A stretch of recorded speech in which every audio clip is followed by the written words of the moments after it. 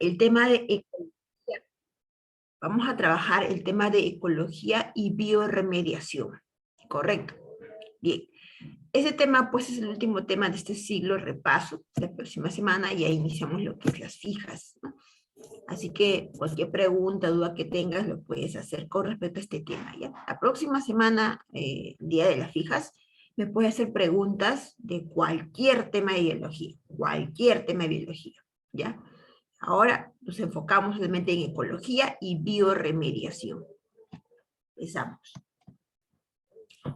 Dice, la serie de pasos por medio de los cuales se transfiere la energía del sol a los organismos de un ecosistema se conoce como una cadena alimenticia. Los omnívoros comen tanto plantas como animales. Las dietas de los omnívoros son variadas.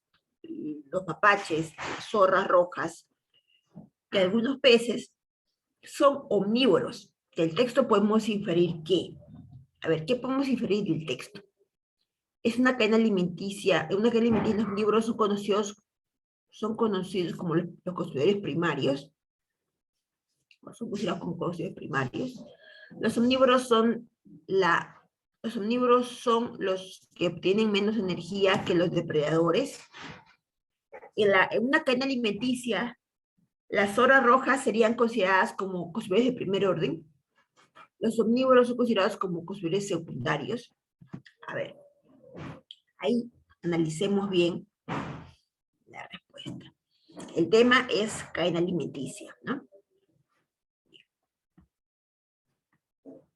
Para contestar esta pregunta, chicos, puede dejar sus respuestas por el chat si desean, no hay problema.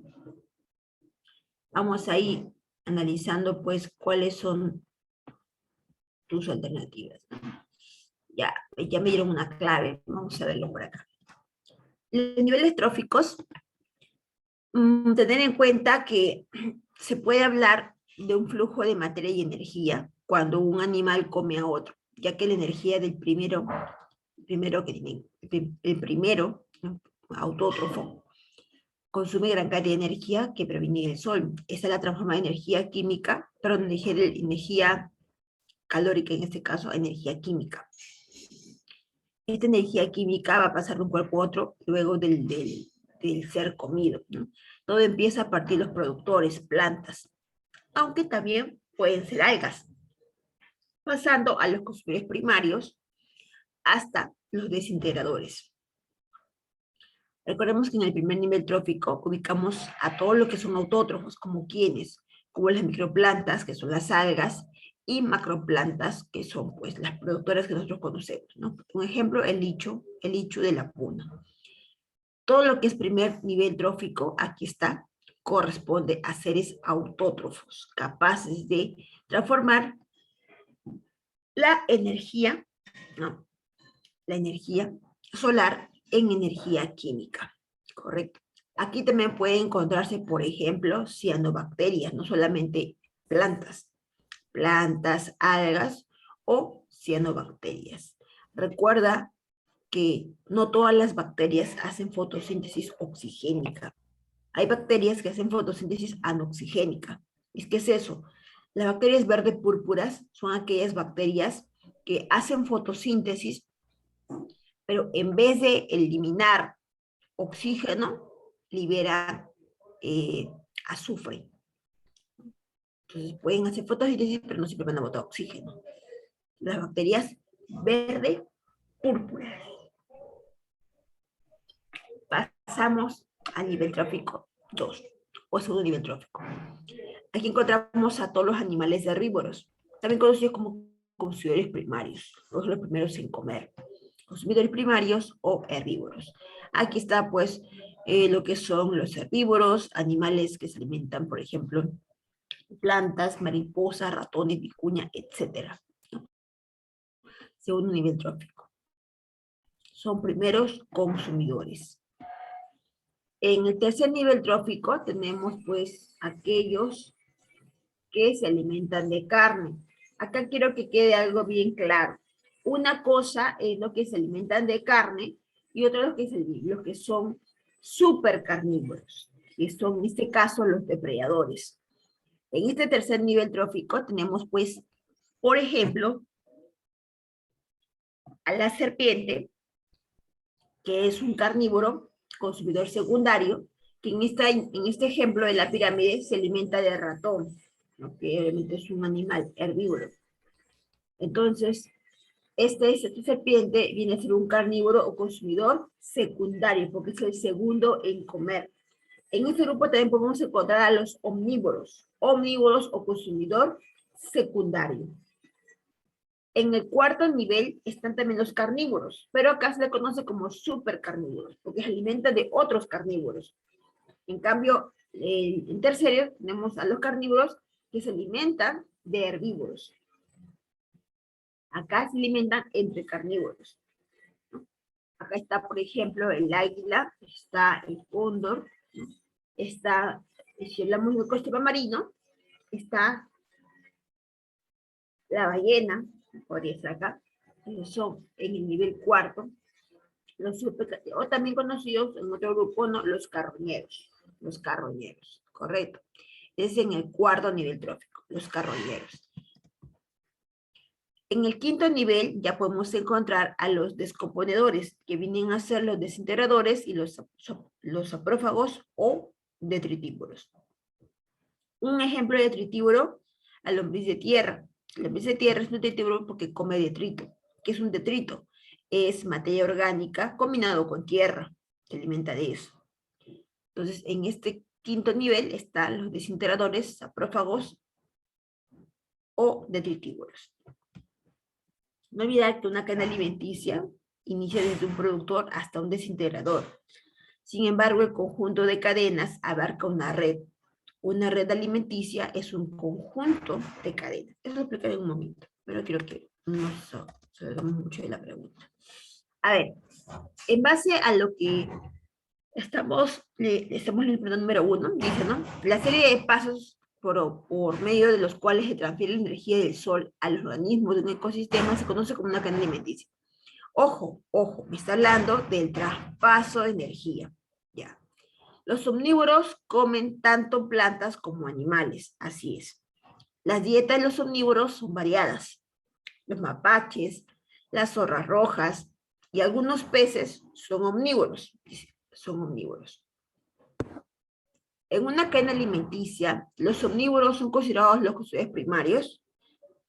¿Los primeros en comer? No, pues, porque estarían estos en el tercer nivel. Y están en el tercer nivel, serían consumidores secundarios. No puede ser la A. Correcto, no puede ser la A.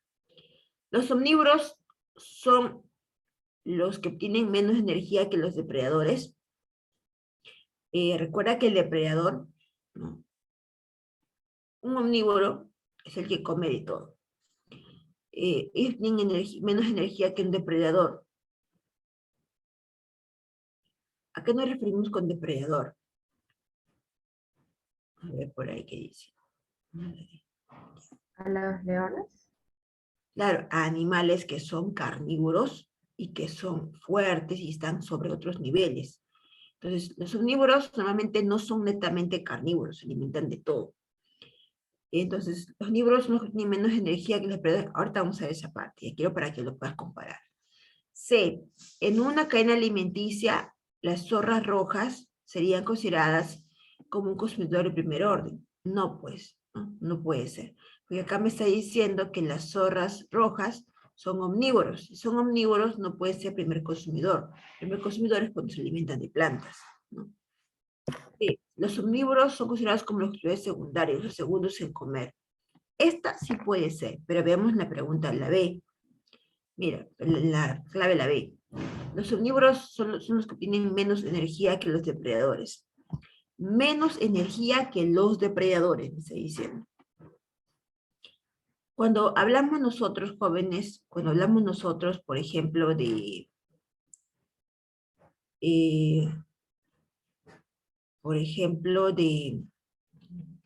les voy a mostrar, ¿eh? Aquí, mira, quiero que te fijes aquí. Mira, vamos a poner, ese animal es un depredador, obviamente. ¿Quién más es un depredador? En la cara también se puede comportar como un depredador. Si hacemos un ejemplo de un omnívoro necesariamente no es un supercarnívoro, no es un supercarnívoro, pero sin embargo se alimenta de todo, de todo. Si tenemos acá a las plantas como seres autótrofos, vamos a hacer dos ejemplos, ¿ya? El autótrofo, el caribú y el perro ártico. El perro ártico. Perdón, lobo ártico, el perro ártico. Ya. Tú sabes que la mayor cantidad de energía se concentra en las plantas, porque son las primeras en obtener la energía proveniente del sol, porque han sido las que van a transformar la energía lumínica en energía química. Entonces, acá está la concentración de plantas. En esta cadena, autótrofo, caribú y lobo, vamos a ver que el lobo ártico va a obtener la última cantidad de energía que ha sobrado de toda esta cadena, porque el autótrofo consume energía. Lo que le queda se lo come el caribú, la energía restante. El caribú es un animal, obviamente, con sistemas que también gasta energía. Lo que le resta energía se lo queda el lobo ártico, porque se lo va a comer el caribú. Ahora vemos esta cadena. Autótrofo, lemming, armiño y lobo. Correcto. Ya. En este caso, en esta segunda cadena, el lobo ártico obtiene la misma cantidad de energía que en la primera cadena, si lo comparamos con la segunda cadena, ¿no? Acá el lemming se come el resto de energía que le queda a las plantas. El armiño se come el resto de energía que le queda al lemming. Y el lobo se come el resto de energía que le queda al armiño. O sea, pregunta, ¿al lobo ártico qué le conviene? ¿La primera cadena o la segunda cadena? A ver ahí. ¿La primera o la segunda cadena?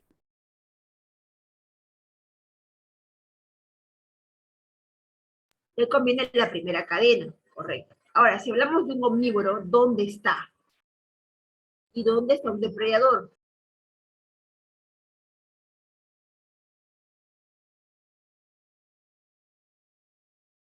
Vamos a suponer que este sea el ejemplo, ¿ya? Y aquí está un omnívoro, ¿correcto? Y aquí está un depredador arriba. Un depredador. Esto es un armiño, un omnívoro, ¿ya? Ahora, ¿qué sucede? Este omnívoro tiene más energía que el de acá. Miren, mira que me dice la pregunta. Mira que me dice la pregunta. La pregunta me dice, en los omnívoros son los que tienen menos energía que un depredador. Menos energía que un depredador. Ya, mira la imagen. ¿Quién tiene más energía? ¿El omnívoro armiño o el lobo depredador?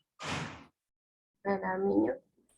Él tiene más energía, ¿sí o no? Claro. ¿Por qué tiene más energía? Porque recién se ha comido al lemming. El lobo se va a quedar con el resto de energía que el armiño. En este momento que tiene más energía es el armiño. Porque el lobo se va a comer, va a obtener el resto de energía que le queda al armiño. En una cadena estamos hablando del tránsito de energía de un cuerpo a otro mediante quién es comido por quién. Entonces, como te digo, al lobo le conviene la primera cadena porque la energía que consigue del caribú es de mayor cantidad porque proviene recién de un autótrofo. También esta cadena ya ha quedado restantes de energía. O sea, el lobo va a tener menos energía que el armiño, obviamente, que tiene más energía. Claro, ese es otro ejemplo de otra cadena. Yo estoy hablando de la cadena de acá nomás.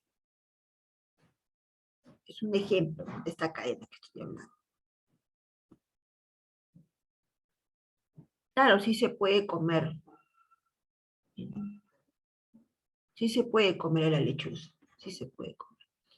Por esa razón, la respuesta es la D. Chicos, porque está más clara, ¿no? Los omnívoros son considerados como los primeros segundos. Sí, son los segundos en comer. Porque en este ejemplo, mira, el primero en comer, ¿quién es? El lemming. ¿Quién es el segundo en comer? El armiño. ¿Te das cuenta? Sí, es el segundo consumidor. Seguimos, dice, corresponde a la división del trabajo en la población. Los individuos que la conforman presentan diferencias morfológicas, revelando las distintas funciones que desempeñan. Estas asociaciones son típicas en... A ver, por ahí ya me dijeron la respuesta. ¿Qué dice el resto? A ver, corresponden a la división del trabajo en la población. Dice. Los individuos que la conforman presentan diferencias morfológicas, revelando las distintas funciones que desempeñan. Cuando me dice una población, yo tengo mi concepto de que población es el conjunto de individuos de la misma especie, ¿correcto? Si ya me está hablando de población, conjunto de individuos de la misma especie, ya. Ahora, me dice que dentro de esta población, los individuos de esta población tienen diferencias morfológicas. ¿Qué es diferencia morfológica? Morfo es forma, o sea, se diferencian en el tamaño, en el color, pero son la misma especie, porque ya me está diciendo que está hablando de una población. Una población son individuos de la misma especie, pero con diferencias morfológicas, o sea, puede haber una más grande, una más pequeña, una más oscura, una más clara, pero son de la misma población. Ahora, también esta diferencia morfológica revela de que tienen diferentes funciones dentro de la población. O sea, uno tendrá una función para esto y la otra servirá para la otra cosa. Entonces, eso me revela el hecho de que sea de diferente forma o tamaño. Tú sabes que las abejas se diferencian por su tamaño y su función. Todas son abejas. Sin embargo, la de mayor tamaño son las reinas, las encargadas de producir más abejas, o sea, de la reproducción. Y las más pequeñitas son las obreras, las encargadas de alimentar y cuidar a la reina. Y las más oscuras, no tan grandes, son los machos, que se encargan de la reproducción. También apoyan en la reproducción de la reina, pero solamente tienen funciones limitadas, porque acaban de cumplir su función y se van, o mueren. Entonces, en este caso, me está hablando de las abejas. Pero no hay clave abejas. En una asociación estatal, tenemos que todas van a compartir el mismo lugar, son individuos de la misma especie, una población, pero se clasifican por jerarquías, o sea, tienen diferentes cargos dentro de la población. Y también se diferencia, ¿no? Obviamente, por los miembros, o sea, por sus funciones de cada miembro y por su morfología que dije hace rato. Ejemplo, las abejas y las hormigas. Entonces, aquí la respuesta sería relación estatal o asociación estatal hormigas. Correcto, la A. Aprovechando esta parte, vamos a ver si tú recuerdas, porque estamos ya en un ciclo repaso. ¿Me puedes decir este macho que se ha producido, ¿no?, por una partenogénesis, ¿será igual a una hembra en cuanto a cromosomas?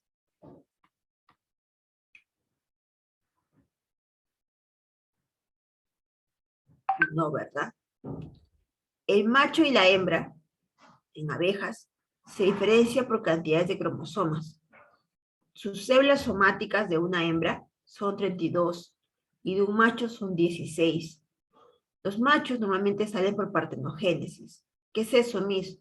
Cuando la hembra, o sea, la abeja reina, produce óvulos que no llegan a ser fecundados, esos óvulos llegan a formar huevos.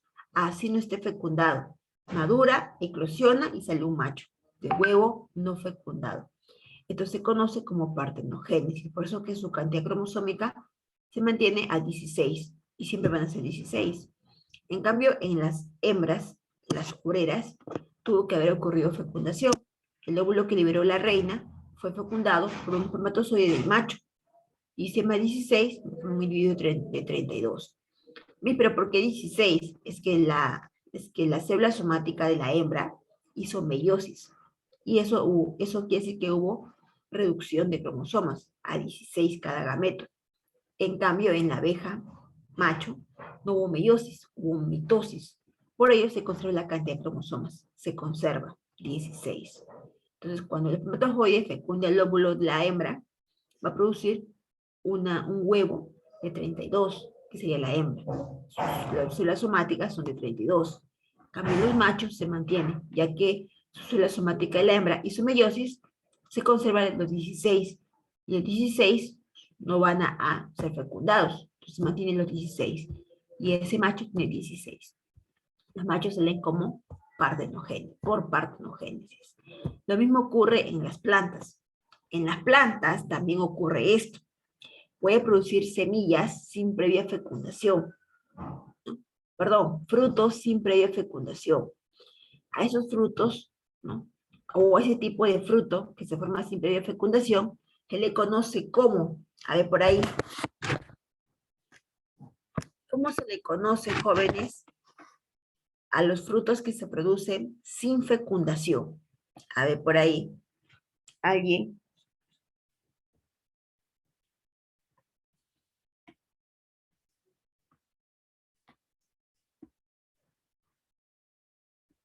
¿Cómo se le conoce a los frutos que se producen sin fecundación? A ver, ¿alguien?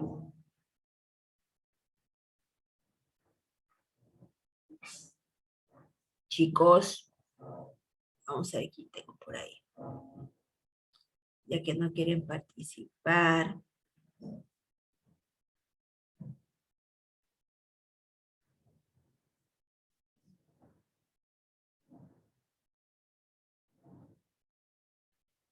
A ver, Crispín.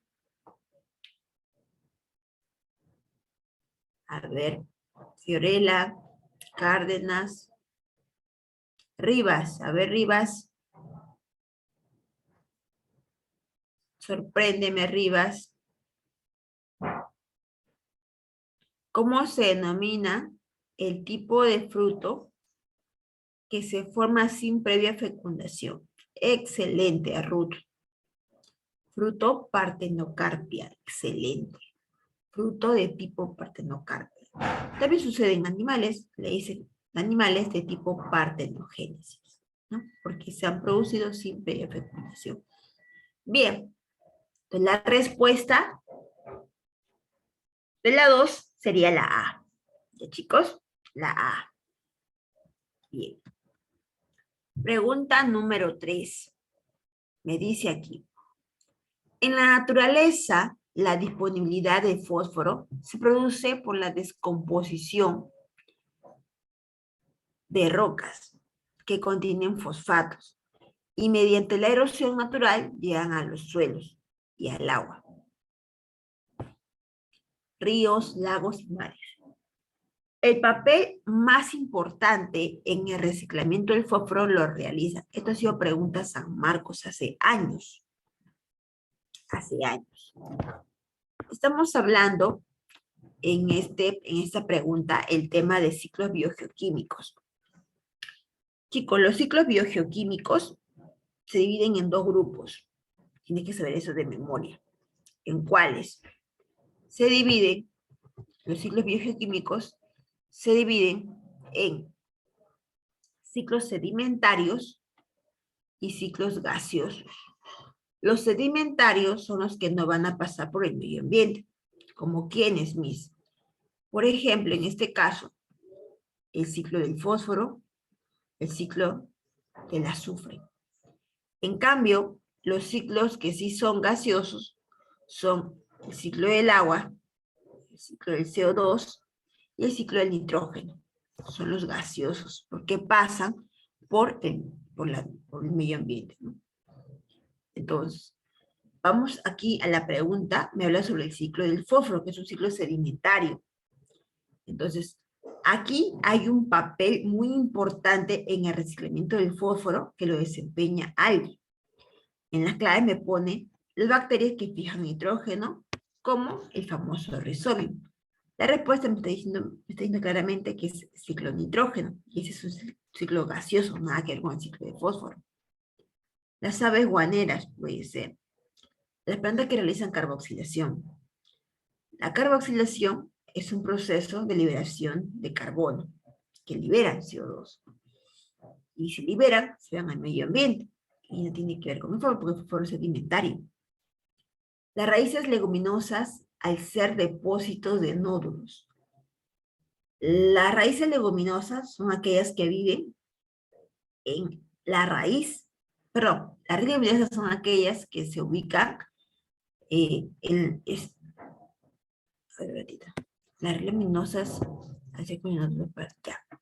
Los nódulos se ubican en las raíces de las plantas leguminosas, como que se dice planta leguminosa a toda aquella planta que produce legumbres, como cuáles, como el payal, la alberja, habas, los que tienen vaina. Entonces, en esos nódulos se van a acumular las famosas bacterias Rhizobium para fijar nitrógeno.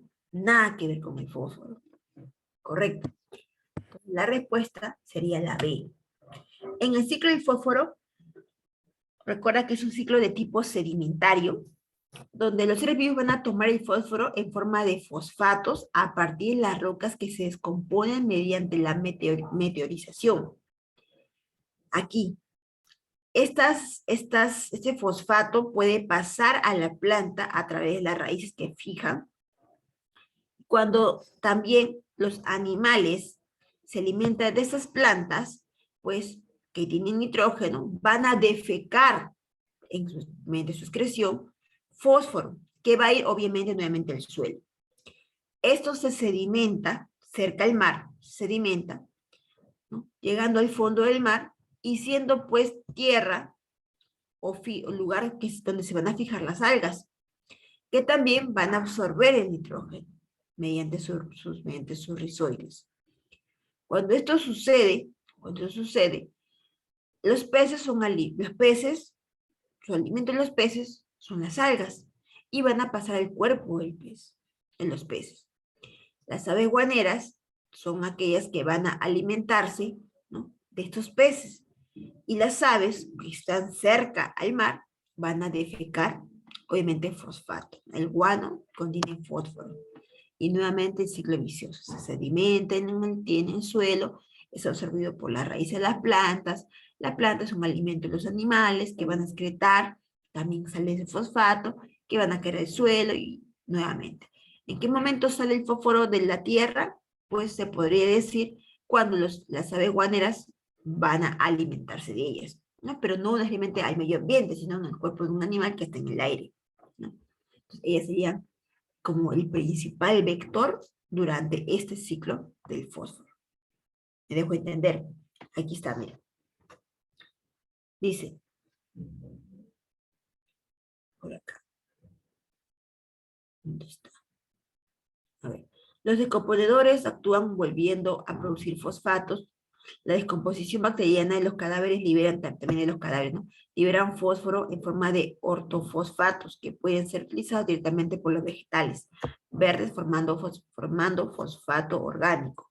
Otra parte de este fosfato son arrastrados por el agua y mar y son tomados por las algas, peces y aves marinas, las cuales producen guano. Este se usa como abono para la agricultura. Ahí está lo que te decía. Por ello la respuesta es la número 3 sería las aves guaneras. B.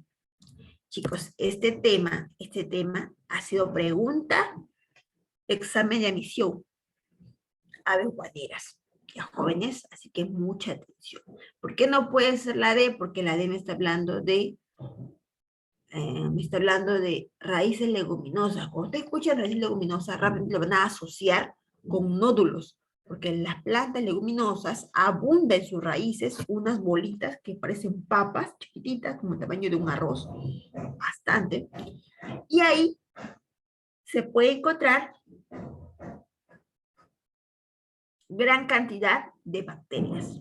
Tú lo aplastas, esos nódulos, lo ves en el microscopio y observas gran cantidad de bacterias, llamadas Rhizobium, que fijan nitrógeno en el medio ambiente. Ya, jóvenes, hasta aquí hay una pregunta. Me dice, Miss, ¿qué es una relación gregaria? Ya.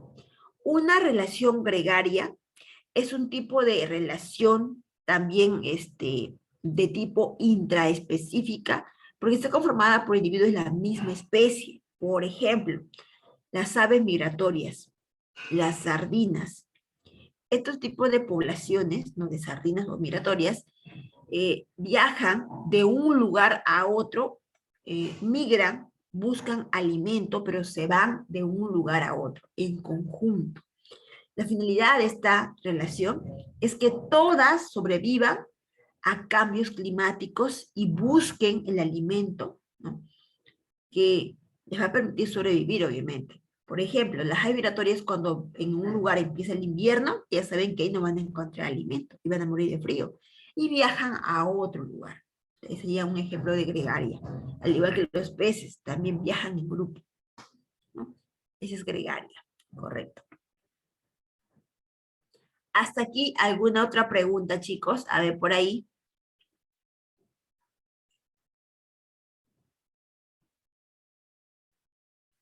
¿Todo claro? ¿Alguna pregunta hasta aquí?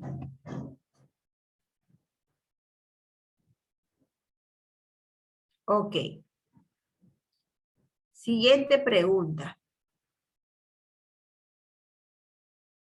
Dice, una serie de técnicas antiguas y nuevas brindan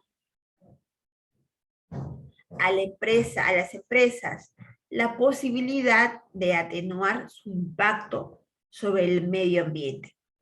Para controlar los efluentes líquidos, se recomienda maximizar el reciclaje del agua mediante un circuito cerrado, entubar las pozas de perforación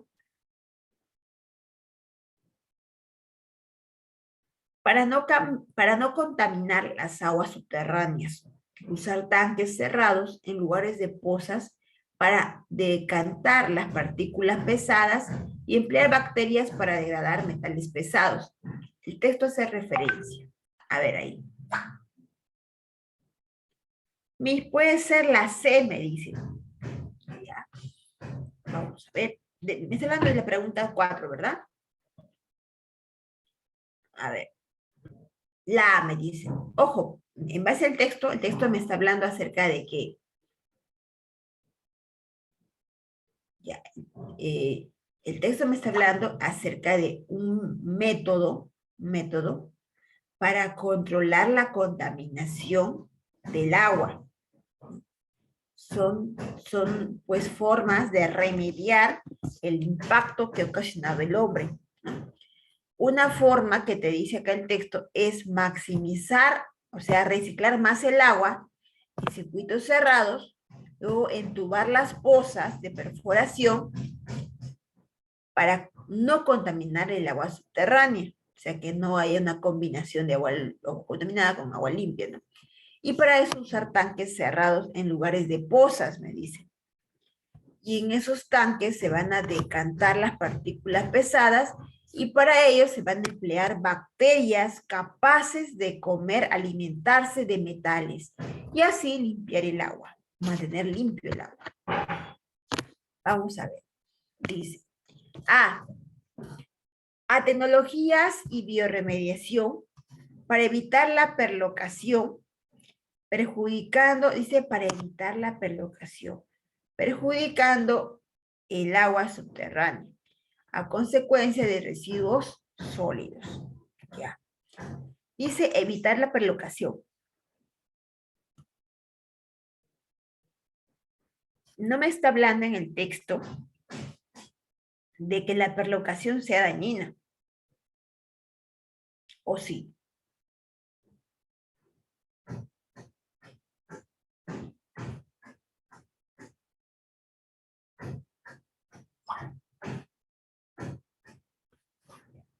B. A la aplicación de la biorremediación para permitir que los agentes artificiales creados por el hombre disminuyan el grado de contaminación de aguas subterráneas. ¿Ya? C. Al uso de micorremediación para evitar la contaminación de aguas subterráneas. D. A la eutrofización, ya que es el proceso por el cual un cuerpo de agua es enriquecido con nutrientes limitantes para el fitoplancton. Bien, analizamos cada clave, cada alternativa, y la A no puede ser, porque no me está hablando en el texto de perlocación, correcto, y no me está hablando que sea un proceso que perjudique al agua subterránea. La B, a la aplicación de biorremediación para permitir que los agentes artificiales... ¿Quién es un agente artificial creado por el hombre? ¿Quién es? Las bacterias. Pero las bacterias no es creado por el hombre, claro que no, pero han sido modificadas con la capacidad de degradar metales, o sea, son agentes artificiales creados por el hombre, porque han colocado el gen en esta bacteria para que tenga la capacidad de degradar el metal. Es un agente modificado, lo que decimos también transgénico. La C, al uso de micorremediación para evitar la contaminación de agua. En el texto, ¿me está hablando de bioremediación? Sí. Pero en ningún momento me habla sobre hongos. La micorremediación es el efecto que produce el hongo para poder evitar más daño o impacto ambiental. Pero me está hablando del hongo. Aquí en el texto me habla de bacterias. Y acá en agente, bueno, agente es un término general. Y una bacteria es un ejemplo de agente, ¿no? Ahí puede ser. La D, la eutrofización, ya que su proceso ya. La eutrofización, chicos, es cuando aumenta la cantidad de algas, por ejemplo, en un cierto lugar, puede ser en un río. Aumentan tantas algas que van a evitar que los peces se reproduzcan. Porque al haber muchas algas, lo que va a ocurrir es que va a haber un exceso, ¿no?, de invasión de estas algas y los peces no van a tener espacio para sobrevivir, van a morir. Eso es un caso de eutrofización. La respuesta por eso sería la letra B, porque me habla acerca de la aplicación de bioremediación para permitir que los agentes artificiales como las bacterias, ¿no?, estos se encarguen de disminuir la contaminación de las aguas residuales. Una vez que las pozas van a liberar partículas pesadas, entonces el hombre va a utilizar a las bacterias para que pueda degradar ese material pesado y así solamente se quede con agua limpia. Chicos, pues la respuesta, la número 4, es la clave, la B. La B. Y si podría ser la C, siempre y cuando no diga mico. Si no dice mico, me podría pensar. Porque me dice el texto, o sea, este texto. Bien, chicos. ¿Hasta aquí alguna pregunta?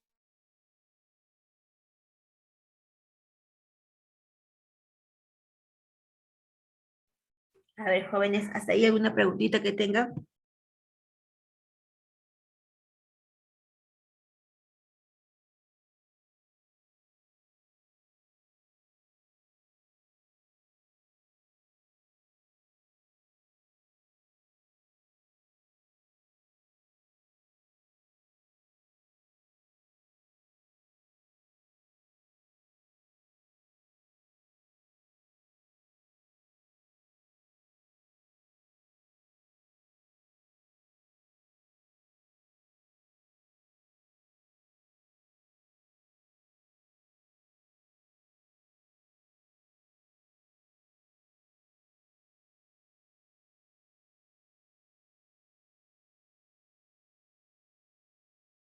Chicos, ha pasado temblor, creo.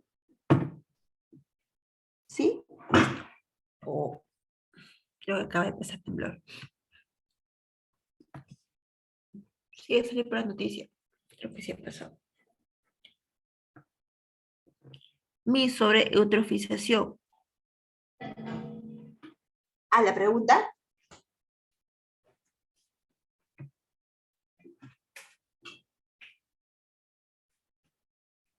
A ver, chicos.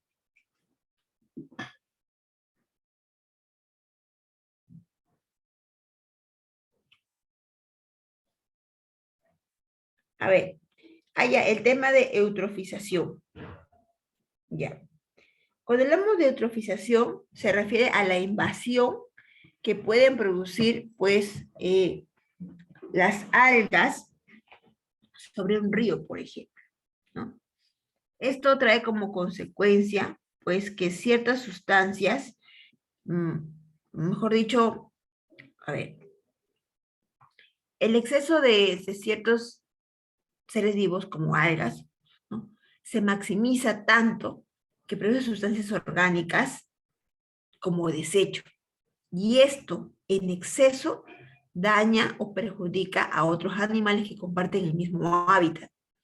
Entonces, sería, por un lado, beneficioso porque hay una reproducción más de algas, pero lo que causaría acá la consecuencia es que el exceso de este tipo de algas o ser vivo que se reproduce, pues opaca opaca a otro ser vivo porque se va a morir a consecuencia de que el otro ha empezado a maximizarse, ¿no? Se podría decir de esa forma. Es cuando el río, ¿no?, está lleno de algas, por ejemplo, y el exceso de esos nutrientes en el agua, ¿no?, puede provocar, ¿no?, algún hábitat de otro tipo de animal.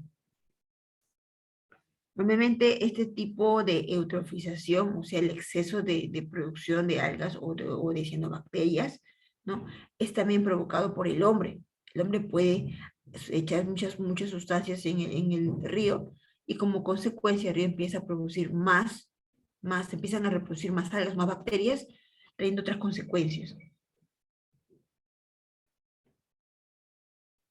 Por ejemplo, cuando el hombre libera un desecho de una empresa, ese desecho puede favorecer a que un ser vivo empiece a beneficiarse de esto y empiece a aumentar, ¿no?, rápido. Las algas aumentan, como hay gran cantidad de nutrientes, se aumentan. Y el aumentar, que va a provocar que cubra toda la superficie del lago, del río, y los otros animales que viven ahí no van a poder sobrevivir ante esta invasión. A eso me refiero con eutrofización. Chicos, bien.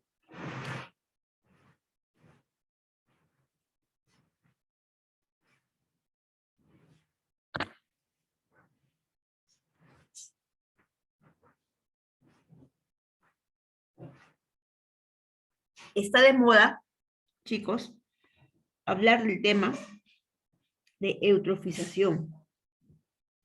Ese tema de eutrofización es un tema que quizá yo creo que puede venir en esta misma misión. ¿Sabes por qué? Con lo que pasó el derrame del petróleo, las personas han buscado la forma, ¿no?, es la noticia, ¿no? Buscaron la forma de qué? Buscaron la forma de reducir este impacto del petróleo sobre el agua. Y el primero que le ocurrió al peruano fue cortarse el cabello, ¿no?, para poder acaparar gran cantidad de petróleo, porque el cabello pues tiene esa capacidad de atrapar partículas. Entonces empezaron a cortar el cabello, ¿no? ¿Es una bioremediación? En este caso, no completamente, porque la bioremediación es la forma, pero que el hombre crea de manera artificial, ¿no? El cabello no es una forma artificial de limpiar el impacto del petróleo en el agua, no es natural, puede ser, pero no es artificial. Artificial es cuando se crea un ser vivo o se manipula un ser vivo para darle un fin. ¿Un fin de qué? ¿Con qué fin? El fin de evitar que se siga dañando el medio ambiente. Pero el hombre lo ha creado, el hombre le ha provocado ese daño. Y también el hombre buscó la forma de remediarlo. Esa es bioremediación. ¿Qué nos dicen por acá, por ejemplo? La bioremediación, dice, los científicos observaron que era posible aplicar estrategias de remediación que fuesen biológicas, o sea, manipulando a seres vivos, ¿no?, basadas en la capacidad de los microorganismos de realizar estos procesos degradativos. Las primeras observaciones de bioremediación fueron con el petróleo. Es una herramienta con poca demanda de energía, claro. Surge de la biotecnología que busca resolver problemas de contaminación. Es, en comparación, más económica que todas las otras estrategias posibles. Permite reducir o remover los residuos potencialmente peligrosos, obviamente que han dañado el planeta Tierra, provocado por el hombre. Resulta en operaciones sencillas y de bajo requerimiento. ¿Ya? Acá tengo otra pregunta de bioremediación, también interesante, vamos a ver ahorita. Chicos, alerta que este tema puede venirse en mi emisión. porque vino, sabes que San Marcos siempre contextualiza sus preguntas de eco, ¿no? Con lo que vive el Perú en el momento, ¿no? Y eso el petróleo es reciente, no es tan antiguo. La pregunta 5. ¿Qué nos dice la pregunta número 5? La pregunta número 5 nos dice lo siguiente. Los desechos provocados por los plásticos en sus distintas formas, residuos flotantes, trozos minúsculos, emisiones contaminantes y por su incineración, que es el quemado, ¿no? Ocasionan una contaminación muy grave para nuestro planeta y consecuentemente para la salud de la ciudadanía. Por ello existe una importante comunidad científica que avanza en las investigaciones de posibles soluciones como biodegradación a través de bacterias, dice. El texto hace referencia a... ¿Cuál es tu clave ahí? Vamos a leer las claves, ¿ya?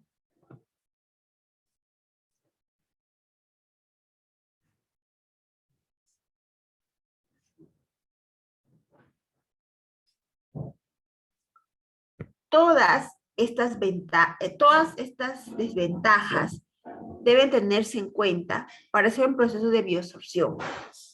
Dice, todas estas desventajas deben de tenerse en cuenta para desarrollar un proceso de bioabsorción. Miss, ¿pero qué? A ver, un momento. Dice, Miss la C, Miss la B, Miss la B. ¿Pero qué es bioabsorción, chicos? Ya. Vamos a leer esta parte. Les voy a leer un texto. Dice, escucha.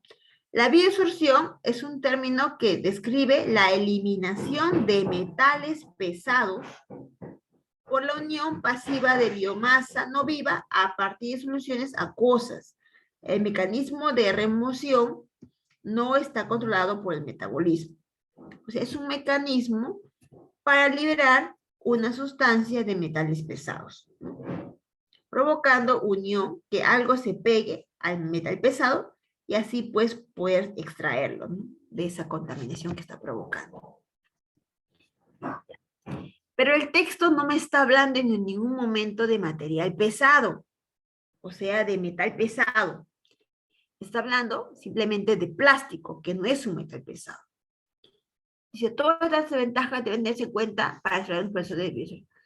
Sería la A si el texto me hablara de material de metal pesado. Está hablando de plástico.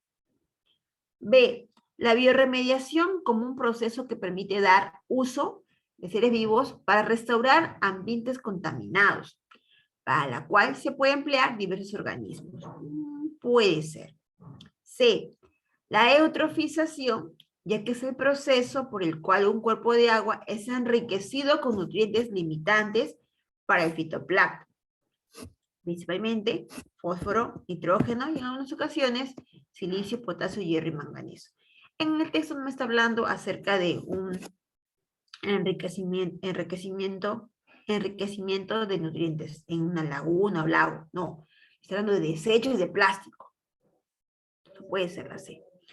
D. Bioabsorción es un proceso de unión rápida y reversible de iones de solución acuosa a grupos funcionales que están presentes en la superficie de la biomasa.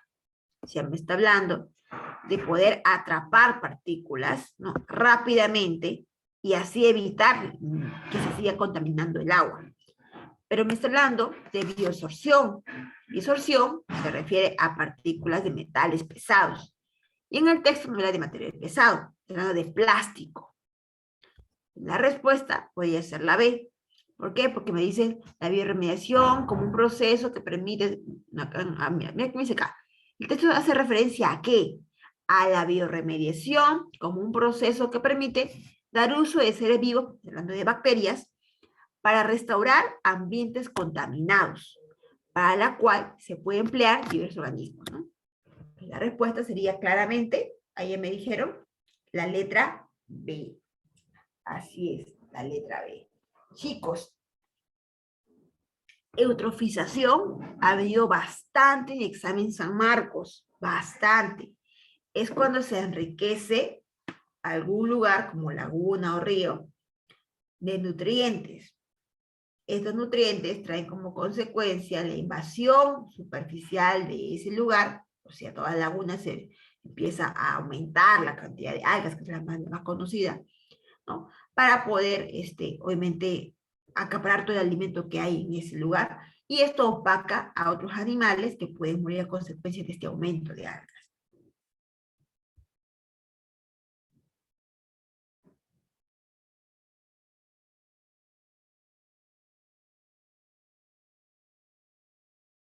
Pregunta 6.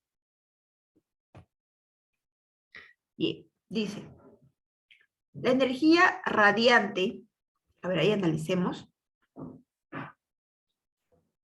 Ya, ahorita te con esa pregunta que me estás haciendo de los nódulos, justo hay un tema, hay una pregunta que he planteado sobre eso. Ahí lo voy a responder, no te preocupes. La energía radiante afecta a los organismos en un ecosistema de varias formas. Mira, la energía radiante afecta a los organismos en un ecosistema de varias formas. Las plantas verdes, de las que dependen todos los seres vivos en un ecosistema, necesitan de la luz para sintetizar el alimento. La luz solar también afecta las actividades tanto en plantas como en los animales. ¿Qué nombre recibe la división y tipo de planta que habita lejos de la luz, respectivamente? Estamos hablando que la energía radiante, obviamente, que proviene del Sol, tiene una función aquí en la Tierra, ¿no? Va a desempeñar, pues, o va a actuar provocando comportamientos en plantas o en animales. Ahora la pregunta me dice, ¿qué nombre recibe la división? O sea, ¿qué división es? ¿No? Y el nombre de la planta, que no necesita de tanta luz. O sea, pueden vivir en lugares en sombras, alejados de la luz. ¿Qué división es y cómo le llama ese tipo de planta? Que no le gusta mucho la luz. ¿Cuál es tu respuesta? Te leo.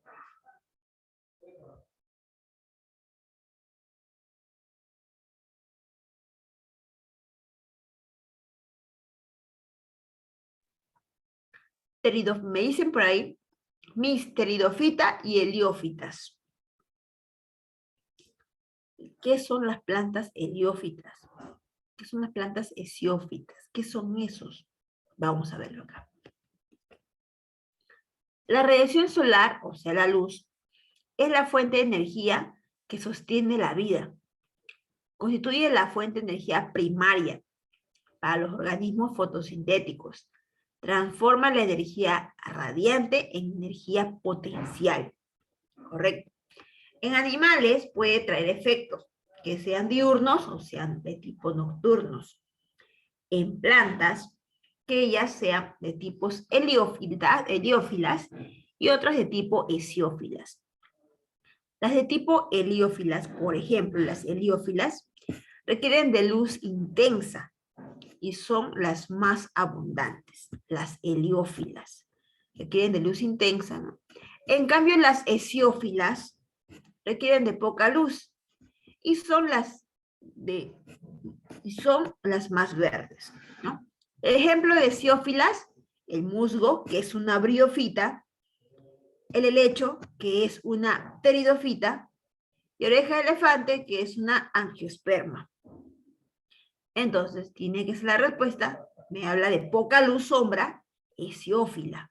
Puede ser musgo briófita o helecho, pero tiene que ser una hesiófila, ¿no? Oreja de elefante. ¿Cuál era tu clave, me dijiste? ¿Cuál era tu clave, me dijiste? La B, ¿verdad? ¿Estará correcto? ¿Será la B? A ver, ¿será la B o no será la B? No, Miss, no es la B. ¿Cuál es? Es la A. Claro, son plantas hesiófilas. No le gusta la luz.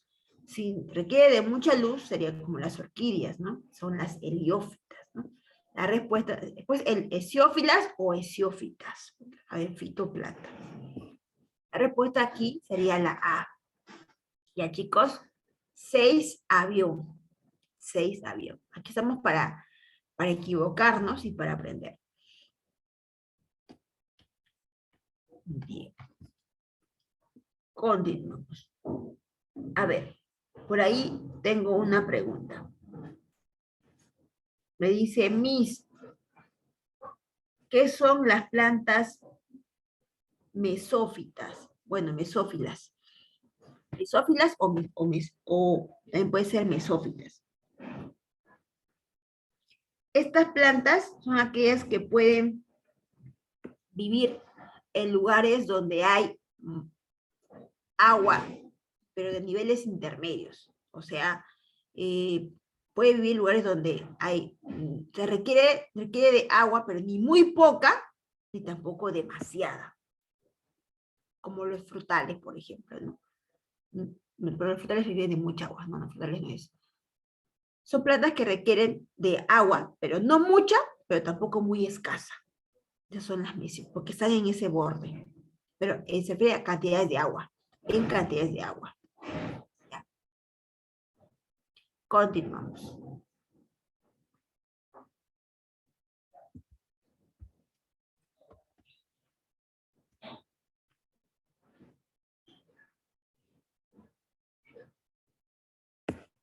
Para que te quede más claro, las mesófilas o mesófitas son aquellas plantas que no son ni xerófitas ni higrófitas, ¿no? O sea, no son como las cactáceas, pero tampoco son como las acuáticas, mira que vienen mucha humedad, no son intermedias. Bien, pregunta número 7. Me dice, durante el ciclo, acaba la pregunta que una niña me hizo hace un momento. Durante el ciclo de nitrógeno, los hidratos, los nitratos se convierten en gas nitrógeno. Algunas especies de las bacterias, como, llevan a cabo este proceso volviendo el gas nitrógeno a la atmósfera. Chicos, este tema ha sido pregunta en Misión San Marcos. ¿Por qué? Tienes que saber el ciclo de nitrógeno. Vamos a ver aquí. El ciclo de nitrógeno, según San Marcos, porque hay diferentes etapas para diferentes libros, ¿ah? Según CEPRE San Marcos, maneja 5 procesos. La fijación del nitrógeno, la nitrificación, la asimilación, la amonificación y la desnitrificación. 5 procesos. ¿Ya? El primero, el nitrógeno que está en el medio ambiente va a ser fijado, o sea, va a ser atrapado. ¿Ya? ¿Y quién hace eso? ¿Quién fija ese nitrógeno? Células procariontes. ¿Como quién? El famoso Rhizobium. Pregunta examen Misión San Marcos. El Rhizobium es una bacteria que vive en el suelo y atrapa nitrógeno del medio ambiente, lo fija. ¿Dónde lo va a fijar, Miss? Lo va a fijar en las raíces de las plantas leguminosas, creando una especie de nódulos, que son como papitas, tamaño de arroz, tamaño de un arroz. Ahí está, mira. Este tipo de vamos a llamarlo así, este tipo de relación entre la raíz de la planta y el nódulo es de tipo simbiótica. ¿Por qué? Porque la bacteria se beneficia de la raíz para guardar su nitrógeno. Y la raíz se beneficia, la raíz parte de la planta, se beneficia porque va a poder capturar un poco de ese nitrógeno. Se va a quedar con el nitrógeno. Ambas están beneficiando. Si hablamos de un ecosistema acuático, como el mar, ¿no? O las algas, sí, está bien. Mutualismo es simbiosis. Simbiosis es un tipo de... Recuerda que hay tipos de mutualismo. Hay tipos de mutualismo. La protocooperación también es un tipo de mutualismo, ¿no? La simbiosis es cuando es obligada. Obligada. Sí o sí tiene que estar pegada, si no, no existiría el nódulo. ¿Dónde va a formarse nódulo si no hay raíz? ¿Quién va a formar nódulo si no hay bacteria? Ah, es obligada. La protocooperación es un mutualismo no obligada, como la abeja y la flor. Ambas se ayudan, pero tienen que estar necesariamente pegadas. Son tipos de mutualismo. Entonces, el Rhizobium es la bacteria que atrapa el nitrógeno, que fija el nitrógeno, ¿no? En el caso de un ecosistema acuático, lo puede hacer una cianobacteria, que sería en este caso la que fija el nitrógeno, la cianobacteria, ¿ya?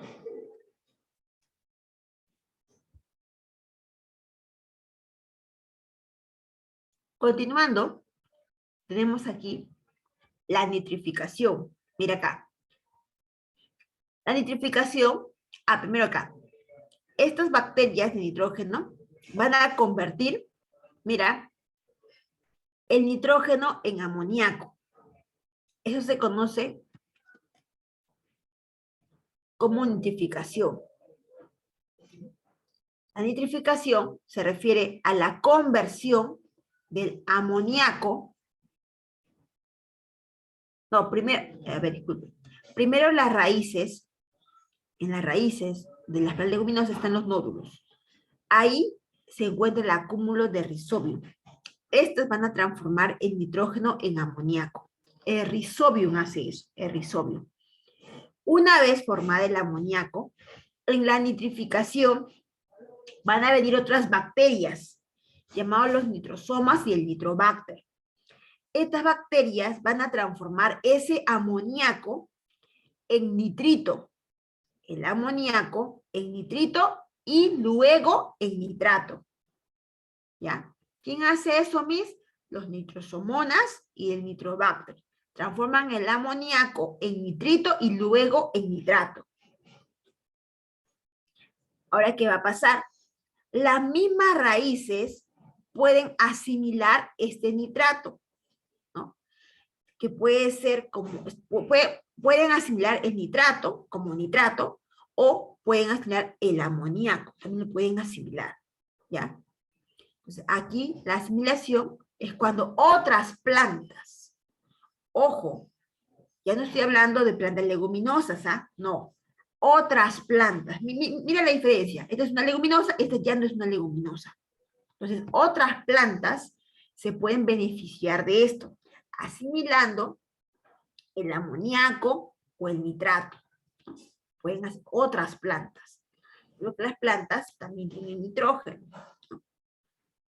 Ahora, la amonificación, aquí, lo van a hacer bacterias amonificantes.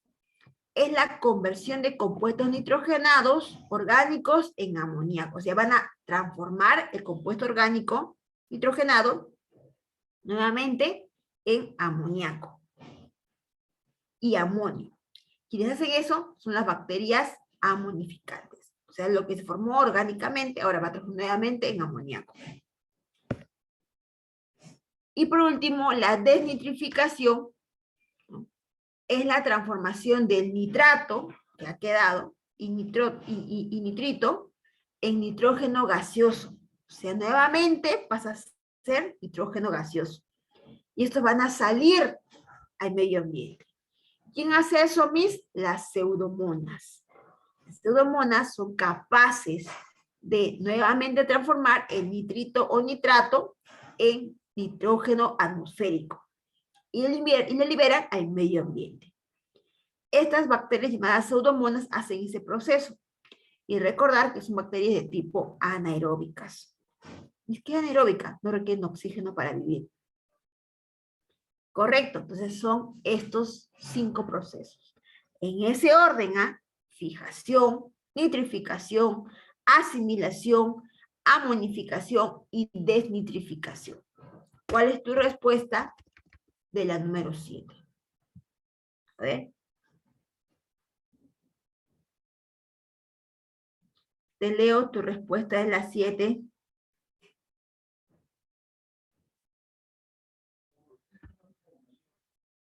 A ver, respuesta es la 7, chicos.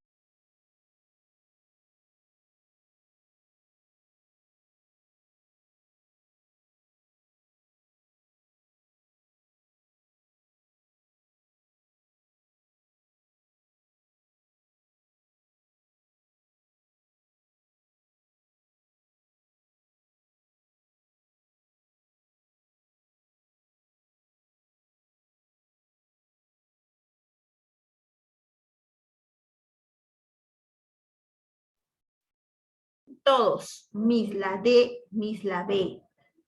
La B. 7 la B, chicos. La D y la B me dicen. A ver, parece que no quedó claro, ¿ah?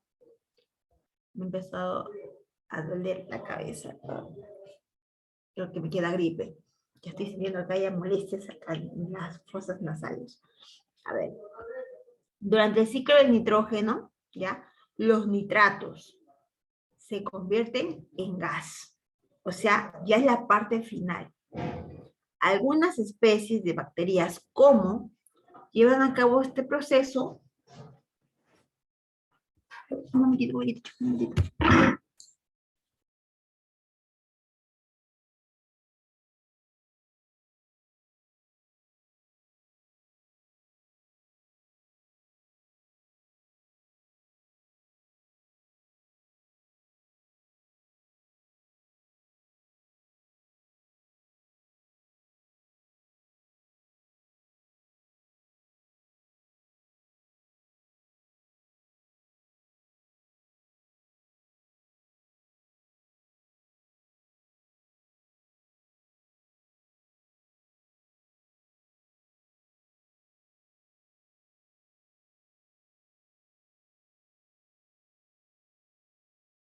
Ya, jóvenes. Es que casi se cae arriba están trabajando, casi se cae mi router del internet. Ay, sí.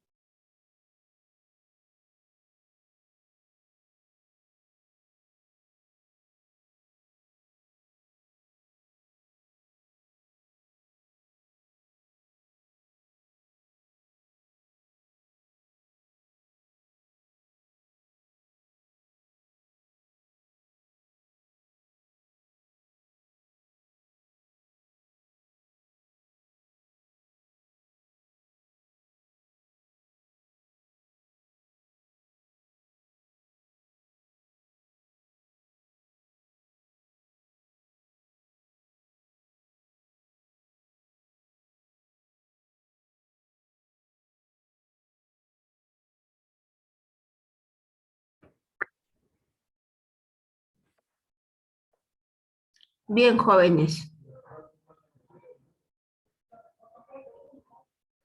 Ah, ya les estaba despejando la duda de esa pregunta, ¿verdad?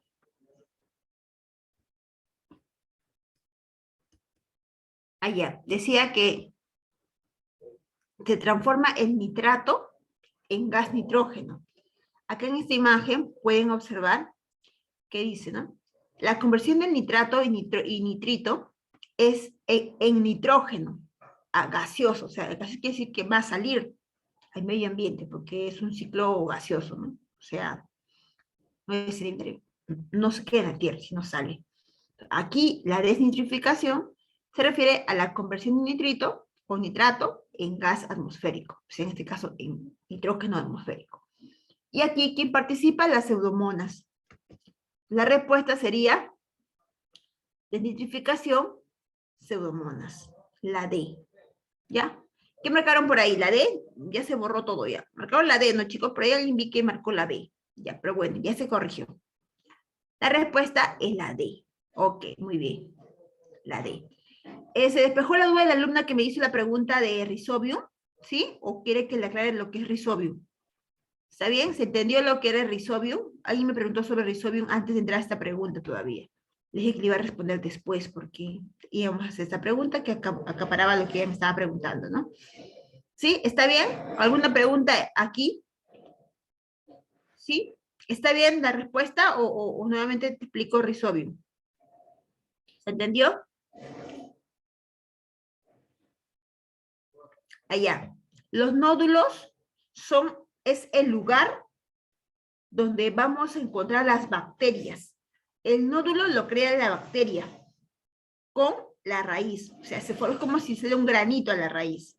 Y ahí es donde se almacena el nitrógeno fijado por la bacteria que está ahí. La bacteria vive en ese nódulo, que es parte de la raíz, pero se forma gracias también a la bacteria, porque ahí va a guardar su nitrógeno la bacteria, ¿no? Los nódulos son parte de la raíz creado por la bacteria, porque ahí se va a acumular el nitrógeno que ellos van a fijar. Y raíces leguminosas son las raíces de las plantas que producen legumbres. ¿Qué son legumbres? Legumbres son como, por ejemplo, todo lo que tiene vaina. Por ejemplo, el payar, el maní, la arveja, el frijol, tienen vainas. Entonces son leguminosas. ¿Ok? Bien. En la imagen hay dos tipos de plantas, leguminosas y no leguminosas. ¿Por qué? Porque da a entender que las leguminosas lo que hacen es fijar el nitrógeno y otras plantas se benefician porque en la tierra ya hay nitrógeno, nitrato, y lo van a asimilar otras plantas. También se van a beneficiar. Correcto. El nitrógeno, chicos, es importante porque es el esqueleto de las proteínas. Es como si tú me dices, quiero hacer limonada, pero no tengo limón. Quiero formar proteínas, pero no tengo nitrógeno. No se puede. El nitrógeno es parte principal del aminoácido. Y el aminoácido es la unidad de las proteínas. O sea, no existe aminoácido sin nitrógeno. Y no existe proteína sin aminoácido. Es importante el nitrógeno. Además, como gas, ocupa el primer lugar entre los gases más abundantes en el medio ambiente, el nitrógeno. El segundo es el oxígeno. Tercero, CO2, cuarto, ozono. Bien. Pregunta 8. Dice, en las sucesiones ecológicas, la etapa en la que se alcanza la mayor estabilidad y equilibrio en un ecosistema es denominada clímax. Sin embargo, es el cambio en la composición de especies que tiene lugar después de alguna perturbación. Elimina la vegetación existente, es decir, se desarrollan nuevas especies donde persistieron ya otras. ¿Correcto? Entonces, ¿qué tipo de sucesión me habla el texto? Vamos a ver acá. Una sucesión, recuerda qué cosa es. Es un cambio que sufre un ecosistema. Y ese cambio se puede deber a varias razones, ¿no? Vamos a ver que existen 3 tipos, acá en el texto hay 2, pero son 3 tipos. La sucesión evolutiva, la primaria y la secundaria. La sucesión evolutiva, por ejemplo, la evolutiva, es un tipo de sucesión, ¿no?, donde se inicia o se forma por primera vez un ecosistema, gracias a la evolución de seres vivos. Por ejemplo, tú sabes que las algas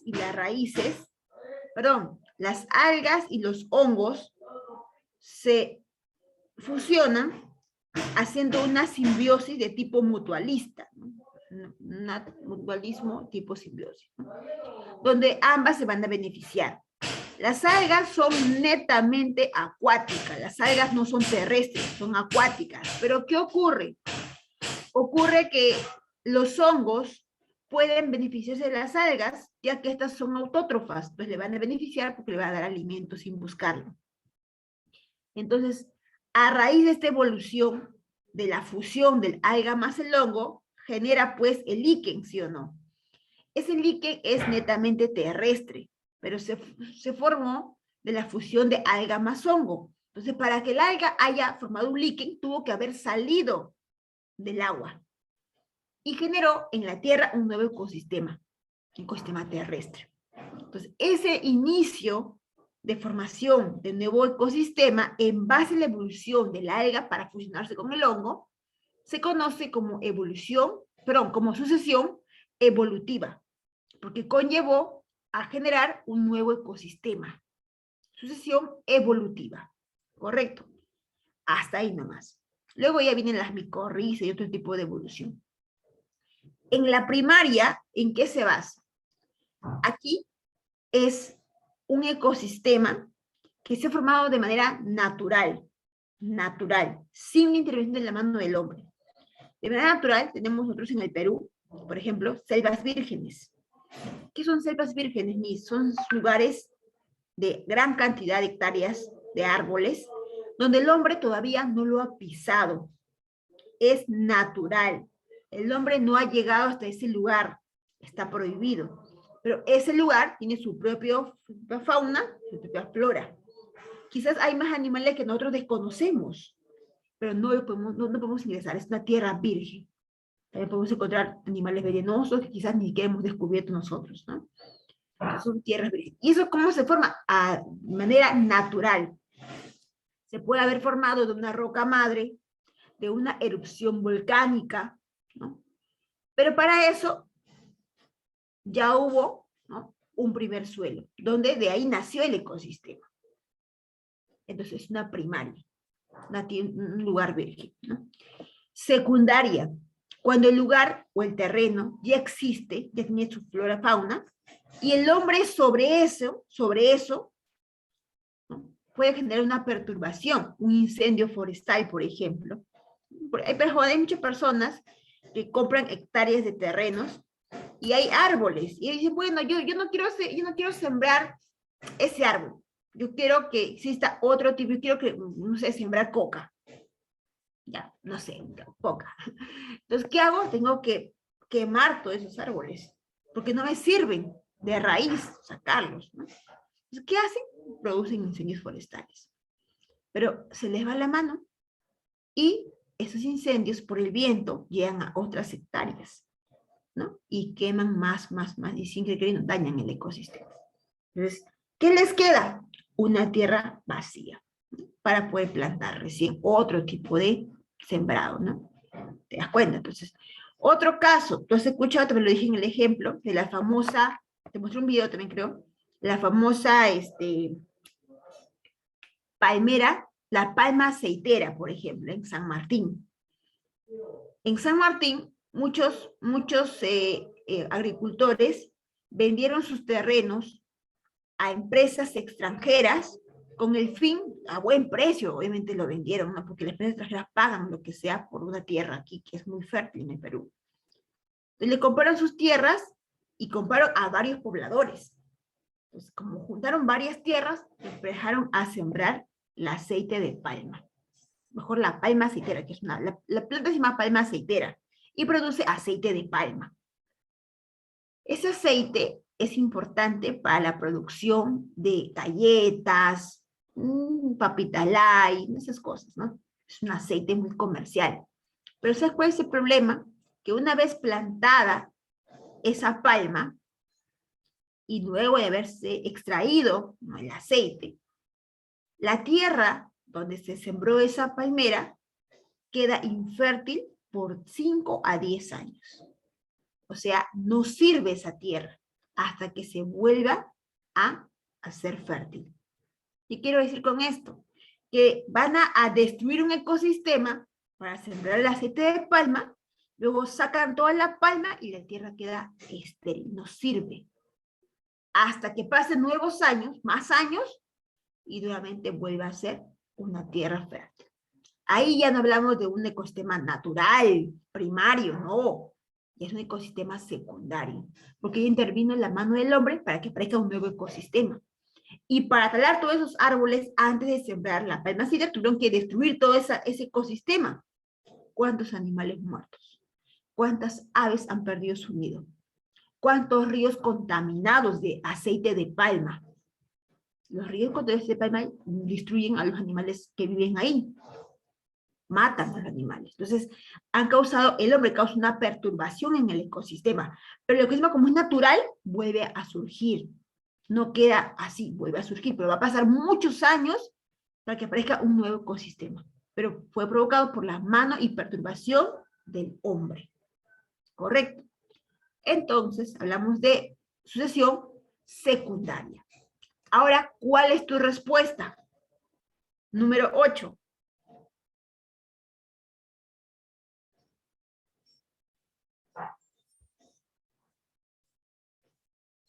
No hay. A ver, ¿cuál es tu respuesta? La sucesión secundaria. Ha sido pregunta, admisión, también sucesiones.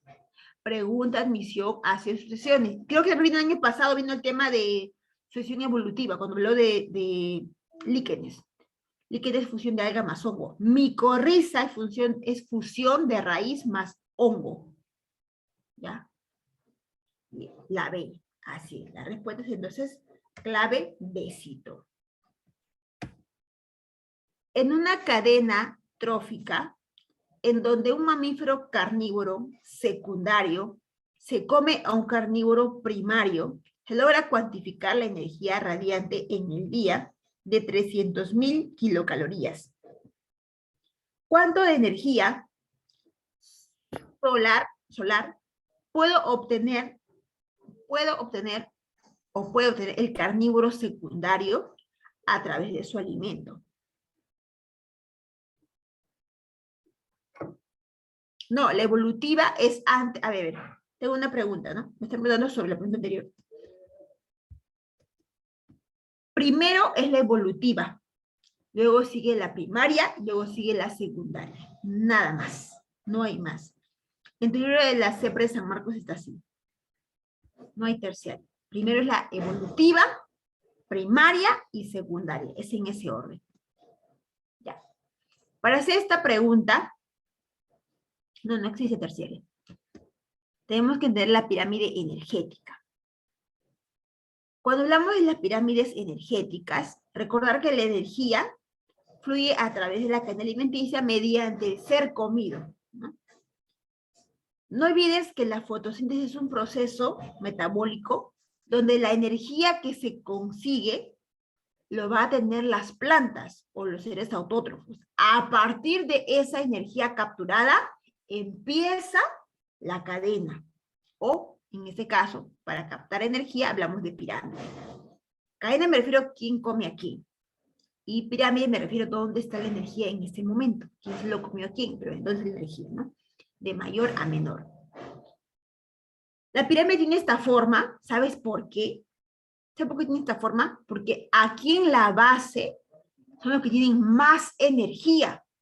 Y mientras se los va comiendo uno al otro, la energía, mira, se va a reducir. Mira la pirámide, mira el tamaño. Se va reduciendo. A eso se refiere con la pirámide energética. Los productores son los que tienen mayor cantidad de energía, porque son los primeros en capturar la energía proveniente del sol y transformarla en energía química, lumínica a química. El consumidor primario va a conseguir la energía disponible de las plantas, ¿no? Luego de comer las plantas. Ya entra el consumidor primario. Luego el consumidor secundario, igual, obtiene la energía de lo que le queda del primario. El terciario se queda con la energía que le queda al secundario. Y así el último eslabón, el que está más arriba, es el que se queda con menos energía. ¿Correcto? Con menos energía. Bien. Ahora, la pregunta me dice, quiero que veas aquí. Productores tienen 10.000 de energía. Para que la energía fluya de un cuerpo a otro cuerpo, te dije que tiene que ser comido. Pero ¿qué cantidad de energía es la que pasa de un animal al otro? Pasa el 10% menos de energía en forma de kilocalorías. 10% menos. Mira acá. Tú sabes que las plantas son productoras. El grillo se come a la planta. El ratón se come al grillo. La serpiente se come al ratón. Si tú lo ves así nomás, a simple vista, tú dirás, a mí es el más fuerte, es la serpiente. Sí, pero acá no hablamos de fuerza, acá hablamos de cantidad energética. La que tiene menos energía va a ser la serpiente. ¿Pero por qué a mí si lo veo más grande, más fuerte? Es que él se come a ratón, y este ratón tiene más energía porque él se comió el grillo y el grillo estaba más cerca de la planta. La planta es la que tiene mayor cantidad de energía, porque es la que ha hecho la fotosíntesis. Entonces el grillo se come a esa planta, pues tiene más energía. Esa energía lo gasta el grillo, pero lo que le queda se lo come el ratón. Y lo que le queda de energía al ratón, se lo come la serpiente. Pero las no come un ratón, comerá varios ratones, ¿no? Pero en esta pirámide nomás, con estos ejemplos, aquí el que tiene menos energía, o menos energía en kilocalorías, es la serpiente. Si nos plantean que la energía en ese momento, un ejemplo, ¿no? Es 300 kilocalorías, ¿cuánto le corresponde al carnívoro secundario? Vamos a verlo acá. Ya. Aquí está el autótrofo, o sea, las plantas. Acá está el sol.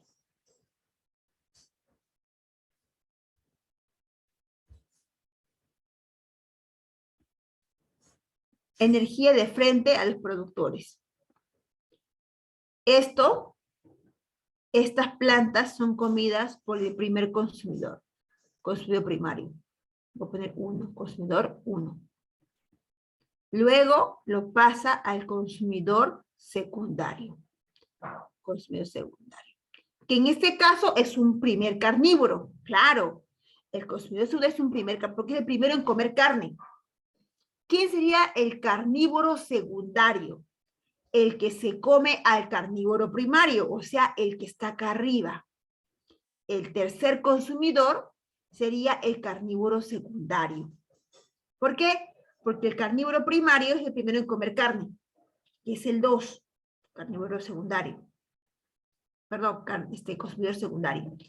Y el carnívoro secundario es el consumidor terciario, porque es el segundo en comer carne. ¿Se entiende, verdad? Vuelvo a repetir. Mira, productor, consumidor 1, consumidor 2 y consumidor 3. De estos tres, ¿quiénes son carnívoros? El 2 y el 3. Ya. El 2 es el carnívoro primario, el primer carnívoro. Y la acá es el segundo carnívoro. Te está preguntando cuánto energía va a captar el carnívoro secundario. Carnívoro, no consumidor. O sea, el de acá, el 3. Si la energía en kilocalorías en el día es 300.000, le reduzco un 10% para la planta. ¿Y cuánto sería hasta ahí? Sería 30.000. 30.000. Lo reduzco de 30.000, me queda 3.000. 3.000 le reduzco un 10%, me queda 300. ¿Correcto? Le reduzco 10%, me queda 30. ¿Correcto? Nuevamente. 300.000 kilocalorías. Lo reduzco a un 10%, me queda 30.000 kilocalorías. Reduzco un 10%, me queda 3.000 kilocalorías. Un 10%, ¿cuánto me queda? 300 kilocalorías. Acá le resto 10%, 30 kilocalorías. Respuesta sería la A. Esta parte, chicos, ¿se comprendió? ¿No se comprendió? A ver qué dicen por ahí.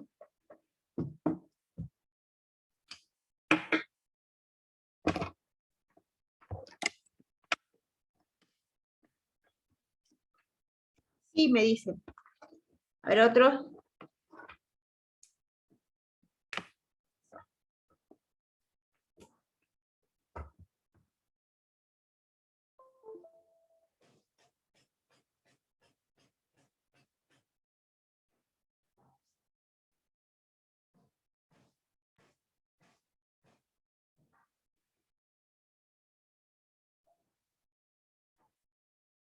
Bien, continuamos, chicos.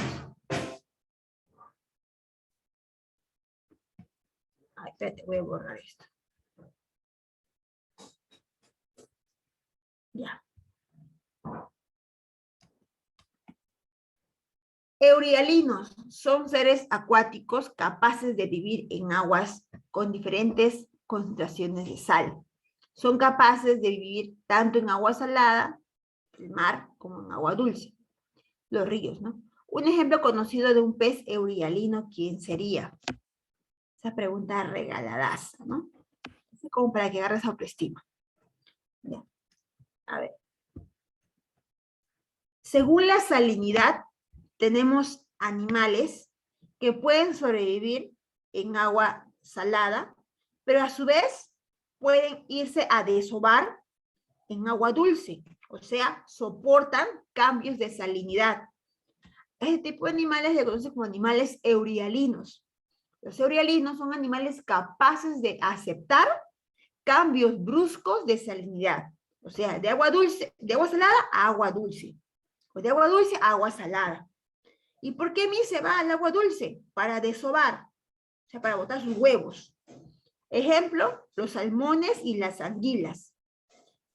En el caso de los estenoalinos, no están adaptados a estos cambios bruscos, o sea, no pueden. La trucha, por ejemplo, no puede irse a agua salada porque se muere. No es su hábitat, no es la salinidad correcta para ella. Me fui a la playa y traje trucha, mentira, porque las truchas no viven en el mar salado, viven en agua dulce. Entonces, son las que no pueden soportar cambios de salinidad. ¿Ya? Cuando eras un niño y te comprabas tus pececitos que te daban en bolsita, ¿no? Llegabas feliz con tus pececitos, al día siguiente todos estaban flotando. ¿Qué pasó ahí? Tuviste que preguntar al señor qué tipo de agua le va a agregar en la pecera, porque no soportan cualquier tipo de agua, no vas a poner agua del caño, no, pues entonces van a amanecer flotando. La respuesta, ¿cuál sería ahí? ¿Cómo que el tiburón? ¿Cuál es la respuesta, chicos? El salmón. Claro. Gracioso, se me ha dicho tiburón. El salmón, chicos.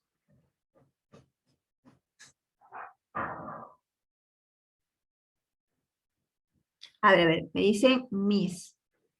Miss, si yo, por ejemplo, me ponen que ingresa 20.000 kilocalorías, como energía lumínica, ¿yo toco al 10% de giradiante o también toca el 10% de los productores? Ah, buena pregunta. Ya. Acá te voy a mostrar una imagen. A ver, déjame un momentito, antes de que acabe la clase.